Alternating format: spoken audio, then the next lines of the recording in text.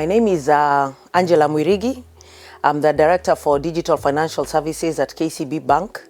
KCB Bank is a banking group in Eastern Africa that covers about 7 territories.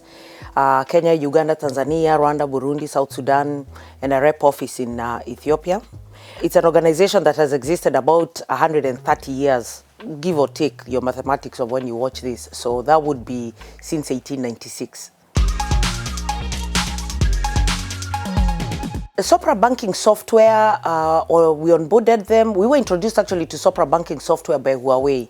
Huawei are the providers of our mobile wallet. The mobile wallet is what enables us to provide Kenyans with an alternative to opening a bank account. They can, and it's really driving financial inclusion within the country because a mobile phone everyone has. It's also USSD based and it's able to reach everyone.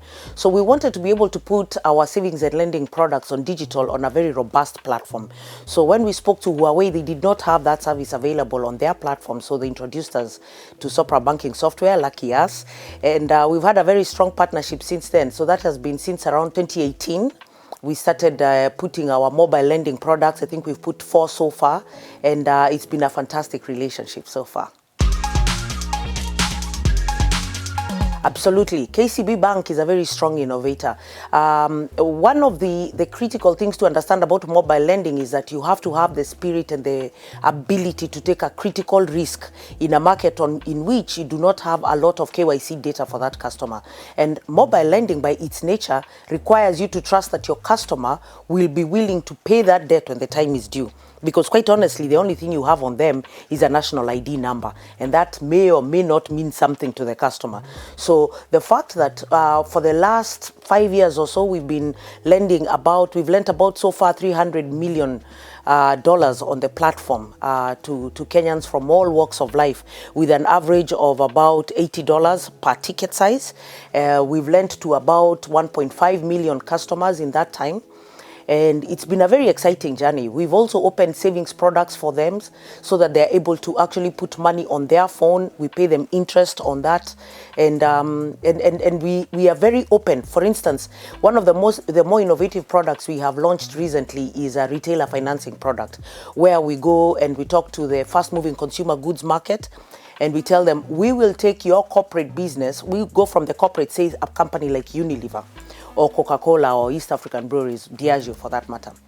So we'll go and we'll tell them, okay, give us your distribution network, your entire value chain, and we will remove the headache of credit collection and your receivables from you, and we will take that on as the bank. And in exchange for this value chain being able to get a lot more stock into it, we will finance the credit required to expand that. And we have done it all the way down to the smallest retailer, the kiosk, which is pretty much a semi-permanent structure.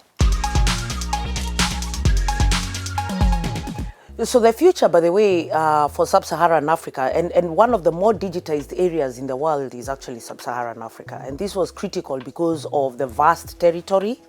And then you're thinking about how do you move money from point to point, from individual to individual, business to business, business to government, government to individual, and so forth. So as we have considered this, mobile first is not a buzzword for Sub-Saharan Africa. This is just a fact of life. We must figure out and must drive even deeper because we have widespread digitization and digitalization, and I'm always wondering what the difference is between those two. But the point is that in the last 90 days, over 80% of Kenyans or Ugandans or Tanzanians have actually done a digital transaction. So that is fairly widespread. Now, what we are doing is deepening the transactions, which means all the way down to small payments. The only way we are going to win, because right now we are quite fragmented. There are very many players, over 200 fintechs, over 40 commercial banks. There are a broad number of players in the segment. The only way this is going to change is for us to start creating pools of ecosystems. And these ecosystems can then galvanize the payment systems around them so that you provide open banking to almost everyone, so that you can enable everyone be able to access comfortably regardless of their source of funds.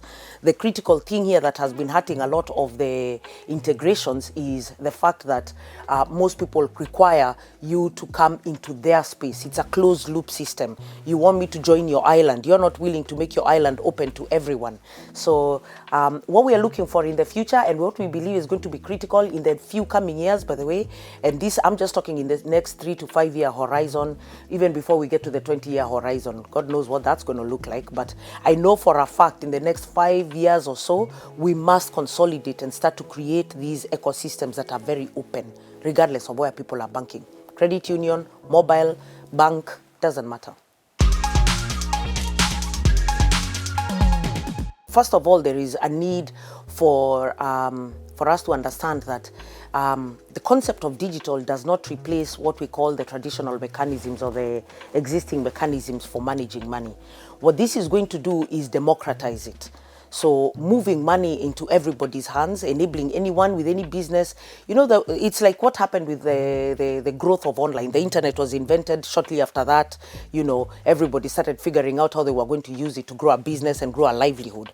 So it's the same thing with digital money. So when people are thinking about it, this is where currencies you've had like Ghana, South Africa, China, all sorts of countries are actually opening digital currencies. Because remember, printing money even for countries is a very expensive endeavor. And some of these economies shouldn't be carrying that cost. I'm sorry, France is the biggest provider of this currency, but it is a fact that this is the future. That what is going to happen eventually is that money will be something which you consider to be a store of value, either on your phone or whatever gadget you're holding. And this is just where it's going to go. All that's going to happen is that it's going to get a lot more entrenched. It's going to get all the way to the very smallest of payments. And in my view, there is no way for you to escape that the world will become a smaller and smaller place to work together. So I can send money to my family member who lives anywhere on the planet, regardless of where I am on the same rock. So that's just the future. And to me, it sounds very exciting.